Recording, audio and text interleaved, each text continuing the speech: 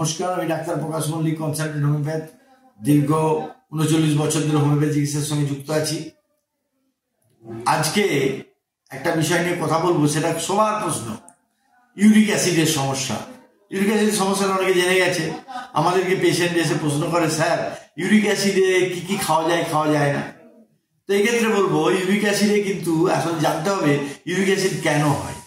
Uric acid হচ্ছে purine বলে একটা জিনিস আছে, সেটা কিন্তু আমাদের শারীরবৃত্তীয় পর্যায়ে কাজে লাগে এবং সেটা কিডনির মাধ্যমে বেরিয়ে যায়। তাই পিউরিন যাতে আসে, purine transfer into uric acid. এবং ইউরিক অ্যাসিড হলে কি হয় না, ইউরিক অ্যাসিড হলে সেটা গাঁটে গাঁটে ব্যথা হয়, যাকে বাংলায় বলা হয় গ্যাঁটাবাত, আমরা ডাক্তারি ভাষায় অনেক সময় বলি গাউট। কিন্তু এই ইউরিক অ্যাসিডে কি খাবেন আর খাবেন না, তাহলে পিউরিন আছে এমন খাবার খাবেন না।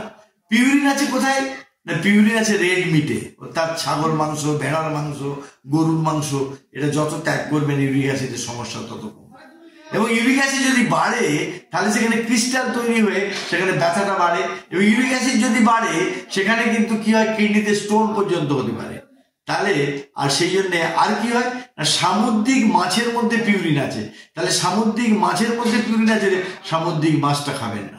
কিন্তু অনেকেই বলেন বা আমরাও বলি সেটাকে কম খাবে, পালং শাক, টমেটো, মসুর ডাল, পুঁই শাক, পালং শাক, এগুলো একটু কম খাবেন। অবশ্যই খাবেন কিন্তু অল্প অল্প খাবেন। এর মধ্যেও পিউরিন বেড়ে যাওয়ার একটা সমস্যা থাকে এবং পিউরিন যে ইউরিক অ্যাসিড বাড়ায়, তার সঙ্গে অবশ্যই হোমিওপ্যাথি চিকিৎসার প্রয়োজন আছে। আমাদের সাকসেসফুল হোমিওপ্যাথি চিকিৎসা আছে যাতে ইউরিক অ্যাসিড পুরোপুরি কন্ট্রোল করে দেওয়া যায়, ভালো করে নেওয়া যায়। এবং এই ভালো করার মাধ্যমে কি হয় না, পরে কিডনি স্টোনটাকে আমরা ভালো করতে পারি। আমাদের ওষুধের মাধ্যমে আমরা কিডনি স্টোন যেমন ভালো করতে পারি, ইউরিক অ্যাসিডকে কন্ট্রোল করে দিতে পারি। তাই ডোন্ট কেয়ার ইউরিক অ্যাসিড, তবে অবশ্যই চিকিৎসকের পরামর্শ নিতে হবে। আপনারা সকলেই ভালো থাকুন, অপরকে ভালো থাকতে সাহায্য করুন। এবং যদি আমাদের এই ভিডিও ভালো লেগে থাকে, আপনাদের কোনো উপকারে লেগে থাকে, তাহলে আপনারা আমাদের লাইক করবেন, শেয়ার করবেন, কমেন্টস করবেন এবং সেই সঙ্গে সঙ্গে আপনাদের অভিমত জানাবেন। আপনাদের অভিমত আমাদের এই ভিডিও করার জন্য আমরা নতুন নতুন করে ভিডিও করার অনুপ্রাণিত হব। এবং আপনারা অনেক সময় কমেন্টসের মাধ্যমে অনেক প্রশ্ন করেছেন, আমরা সবসময় সেই উত্তরগুলো দিতে পারিনি, কিন্তু আমরা নিশ্চয়ই উত্তরগুলো দেবো বিভিন্নভাবে, বিভিন্ন সময়ে। আপনারা অপেক্ষা করুন, কিন্তু উত্তর দেবো না তা নয়, আমাদের উত্তর দেওয়ার চেষ্টা করব। অনেক সময় অনেক প্রশ্নের উত্তর হয় না, তবুও আমি চেষ্টা করবো আমার যোগ্যতা মতো সেই উত্তর দেওয়ার।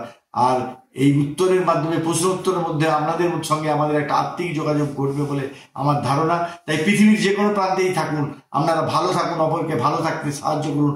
আমাদের লক্ষ্য সুস্থ বিশ্ব, এই অভিপ্রায়ে আমাদের এই ভিডিও। নমস্কার।